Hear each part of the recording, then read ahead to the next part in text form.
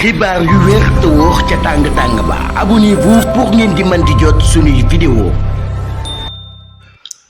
ñoo ngi leen di jaajëfal bu baax a baax ci ànd beeg Buzz 221 HD di la wax na itam nga daal di abonné waaye itam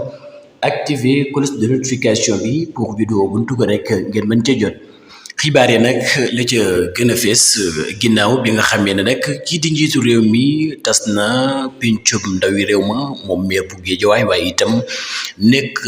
député daal dinay gërëm ki nga xam ne nag moom moo di njiitu réew mi ci dogal bu am fit boobee nga xam ne nag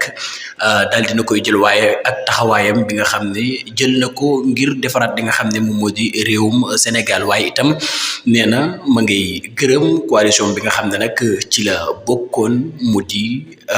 Yewwi Askan Wi waaye itam ci noone itam ma ngay gërëm ki nga xam ne moom moo di Malick Gakou di maga waaye itam jàppale ko ci lépp ma ngi koy sant bu baax a baax ci loolee nga xam ne nag defal na ko waaye itam di rafetluwaat bu baax loolee nga xam ne kii di njiitu réew mi jël na ko ab dogal mu di tas li nga xam ne moom moo di pencum ndawi réew ma ci noone itam mi ngi gërëm waa Guédiawaye ci la bokk waaye itam di gërëm ñëpp ñoo xam ne jàppale woon nañu ko waaye itam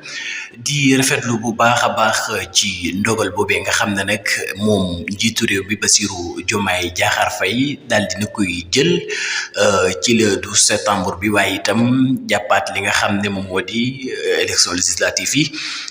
ci 17 novembre bi nga xam ne nag moom la ñu daal di dëtmal yile kàddu nag kii di maire bu Guédiawaye waaye itam nekkoon fi député moo ko daal di yëkkati.